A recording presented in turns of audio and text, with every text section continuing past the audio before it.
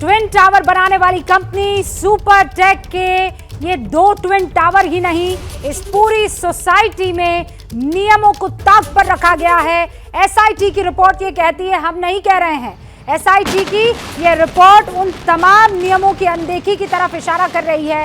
Emerald society के हर tower में धांधली है साहब, हर टावर में, हर जगह 2 फ्लोर एक्स्ट्रा। मीटर मैक्सिमम जो ऊंचाई है वो होनी चाहिए 24 मीटर की, लेकिन ये 30 मीटर ऊपर खींच गए भाई साहब, और 2 अलग अलग फ्लोर हर टावर में बना दिए। टावर में 18 मीटर की दूरी का नियम है 2 टावरों के बीच में, लेकिन हुआ क्या, कहीं पे 13 मीटर है, कहीं पर 10 मीटर है, कहीं पर 12 मीटर है। स्ट्रक्चरल सेफ्टी सर्टिफिकेट के बगैर हर टावर में, जैसा मैंने आपको बताया, 2 मंजिलें ज्यादा यहां पर दिखाई दे रही है। अच्छा, हर बड़ी बिल्डिंग में, ऊंची बिल्डिंग में, गगनचुंबी बिल्डिंग में होता यह है कि फायर अगर लग जाए, आग लग जाए, तो उसमें 2 एग्जिट प्लान तैयार किए जाते हैं, 2 स्टेयरकेसेस होते हैं। यहां पर वो स्टेयरकेस ही नहीं है, फायर स्टेयरकेस के बगैर ही सोसाइटी को एनओसी मिल गई है। आप जाइए वहां पर सोसाइटी आरडब्ल्यूए से पूछिए, एओए से पूछिए, वो ये कहेंगे कि हमारे पास तो एनओसी है ही नहीं। और जब हम ट्विन टावर बनाने वाली कंपनी सुपरटेक के चेयरमैन आर.के. अरोड़ा के पास पहुंचे तो उन्होंने अपना बचाव किया। आर.के. अरोड़ा ये दावा कर रहे हैं कि मेरे प्रोजेक्ट की तरह, सुनिए बहुत गौर से, मेरे प्रोजेक्ट की तरह ही नोएडा की हर इमारत गड़बड़ी में है। अगर मेरा प्रोजेक्ट इल्लीगल है तो नोएडा की हर इमारत इल्लीगल है, देश की हर इमारत इल्लीगल है। इल्लीगल टावर्स के बीच उतनी ही दूरी और उसी सारे नॉर्म पर ये नोएडा की हर इमारत बनी है। पहले सुनिए वो क्या कह रहे हैं। सुपरटेक के चेयरमैन आर.के. अरोड़ा जी हमारे साथ, उनसे बात करते हैं। अरोड़ा साहब, मेरा आपसे पहला सवाल ये है कि ये जो डिमोलिशन हुआ है, 2 टावर 16 और 17 जो डिमोलिश किए गए हैं, नोएडा अथॉरिटी की सबसे, मैं आपके एंगल जानना चाह रहा हूँ कि नोएडा अथॉरिटी की क्या भूमिका थी जो अप्रूवल दिए गए आपको टावर 1 से लेकर के टावर 17 तक? देखिए, सबसे पहले मैं आपको ये बताना चाहूँगा कि ये ग्रुप हाउसिंग का प्रोजेक्ट है और नोएडा अथॉरिटी ने 2005 में इसका अलॉटमेंट किया था। अलॉटमेंट के बाद हम लोगों ने अपनी बिल्डिंग प्लान सैंक्शन के लिए नोएडा अथॉरिटी को डाले थे और उसमें सारी एनओसी, जैसे फायर की एनओसी, स्ट्रक्चर की एनओसी, एनवायरनमेंट की एनओसी एंड फायर डिपार्टमेंट या पॉल्यूशन डिपार्टमेंट, सब की एनओसी लेते हुए, और इसकी एक प्लानिंग हमने कि इस प्रोजेक्ट के ऊपर 2 फेस में डेवलपमेंट होगा।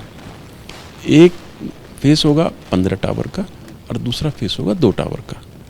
तो 15 टावर का डेवलपमेंट हमने 2005 से लेकर अब 2009 तक पूरा कर दिया, कंप्लीशन ले लिया, अप्रूवल सब इन प्लेस हो गई और लोगों को हैंडओवर कर दिया। मैं क्लियर करता चलूँ, आप ये कह रहे हैं कि 1 से 15 तक के जो टावर आपने बनाए वो नोएडा अथॉरिटी से ड्यूली अप्रूव किए गए, मतलब हर एक स्टेज पे नोएडा अथॉरिटी की मुहर थी उसमें? हर एक लेवल पर 15 टावर की अप्रूवल नोएडा अथॉरिटी की अप्रूवल थी और उसमें कंप्लीशन जारी कर दिया था नोएडा अथॉरिटी। ये जो डिस्टेंस वाली बात है, देखिए ट्विन टावर में ये कहा गया कि उसकी डिस्टेंस जो है वो 9 मीटर के करीब है अगले टावर से। फायर डिपार्टमेंट के नॉर्म्स और नोएडा बिल्डिंग रेगुलेशंस दोनों के अंदर ये लिखा हुआ है कि मिनिमम 6 मीटर का डिस्टेंस फायर टेंडर के मूवमेंट के लिए चाहिए होता है। और ये मैं आपको बताना चाहता हूँ, केवल इस प्रोजेक्ट में नहीं, नोएडा अथॉरिटी के बायलॉज में ये प्रोविज़न थे या प्रोविज़न हैं कि जितनी भी अप्रूवल यहाँ पर हुई हैं आज तक इसी नॉर्म्स के हिसाब से हुई। आप एक बड़ी बात कह रहे हैं, आप ये कह रहे हैं कि आपकी ये एमरल्ड सोसाइटी ही नहीं, जितने भी अप्रूवल हुए हैं सब इसी नॉर्म पे हुए हैं जिस नॉर्म पे आपने बनाई है सोसाइटी। सारे बिल्डिंग्स, आज किसी भी बिल्डिंग्स में आप ये डिस्टेंस नाप लीजिए, किसी की बिल्डिंग के अंदर जो है आप जो है ये हाइट के हिसाब से आप डिस्टेंस का क्राइटेरिया देख लीजिए, सभी बिल्डिंगों में ये नॉर्म्स फॉलो हो रही हैं। एक लाइन में समझा रहे हैं, आप ये कहना चाह रहे हैं कि अगर आपका इलीगल है तो वो सारे इलीगल हैं जितने भी सोसाइटी को अप्रूवल दिया है? देखिए, अगर इसको इलीगल घोषित, एसआईटी की रिपोर्ट में इलीगल कहा गया, इसलिए मैं आपसे ये कह रहा हूँ, अपनी ओर से इलीगल नहीं कर रहा हूँ, इस रिपोर्ट में क्लियर लिखा है।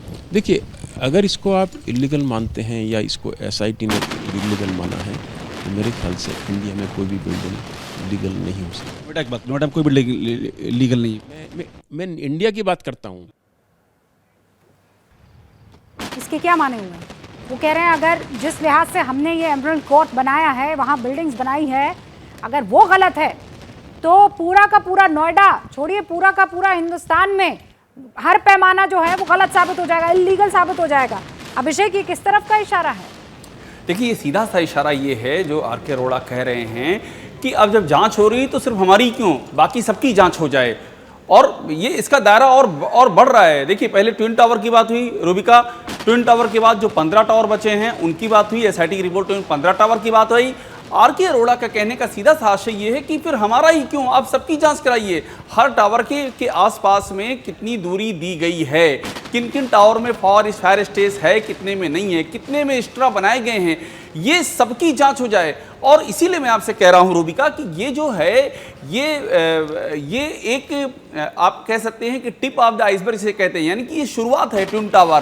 ट्विन टावर के जो मानक हैं और जो ये 1 से लेकर के 15 तक के जो बाकी टावर बचे हुए हैं सुपरटेक एमेराल्ड के, इसी मानक को आर के अरोड़ा का ये कहना है कि इसी मानक को आप बाकी जगह भी देखिए तो देखिए ये कितना बड़ा अपने आप में, ये कितनी बड़ी, ये दूर तक कहानी जाएगी, बात निकलेगी तो फिर दूर तक जाएगी। कहानी यही है और उसका सीधा सा आशय ये है कि नोएडा अथॉरिटी के अधिकारियों की जो पूरी संलिप्तता है, हाँ। क्या वो एक ही प्रोजेक्ट में है, क्या बाकी में उन्होंने बाकी में कुछ नहीं किया है? अगर एक में इतना कुछ निकला है तो बाकी की ओर ध्यान क्यों ना दिया जाए? तो एक बहुत बड़े ये चक्रव्यूह की ओर इशारा है।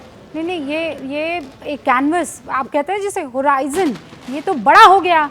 ये सिर्फ एमरल्ड कोर्ट 93A सेक्टर तक मामला नहीं रहता है, फिर ये तो हर सेक्टर में चला जाएगा।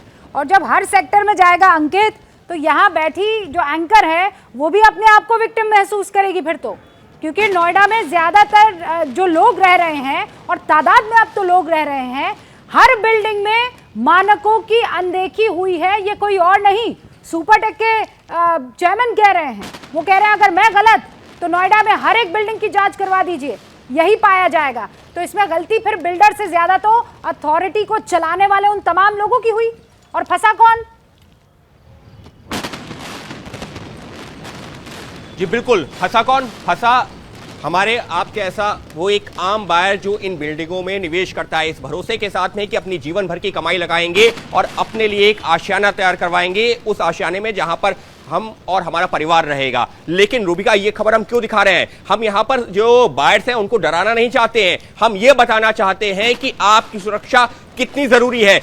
किस तरीके से ये जो बिल्डर्स हैं, इनका जो एसआईटी रिपोर्ट में जिक्र किया गया है, जो नेक्सस है बिल्डर्स और अधिकारियों का, उसके चलते आपके और हमारे लिए कितनी ज्यादा मुश्किलें पैदा हो सकती हैं। यह खबर आज क्यों जरूरी है, यह भी बताना जरूरी है उन लोगों के लिए जो लोग जो है इस तरीके के जो नए प्रोजेक्ट्स में इन्वेस्ट करने जा रहे हैं, कि अगर आप इन्वेस्ट करने जा रहे हैं, अगर आपने इन्वेस्ट किया हुआ है, तो आप ये सुनिश्चित करिए कि ये तय मानक है, इनका पालन करना जरूरी है। अगर आप जो प्रोजेक्ट में आप एक एप्पल भी जब मार्केट में खरीदने जाते हैं, जब बुजुर्ग हमारे जाते हैं, तो वो उसको चारों तरफ से देखते हैं, परखते हैं, उस एप्पल को तब जाकर खरीद के लाते हैं। अरे एप्पल छोड़िए, एक भिंडी भी जब आप उठाते हैं तो उसको पूरी तरीके से चेक करते हैं और फिर अपने बकेट में डालते हैं।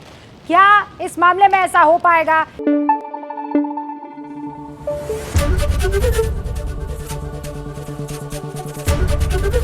एबीपी न्यूज आपको रखे आगे।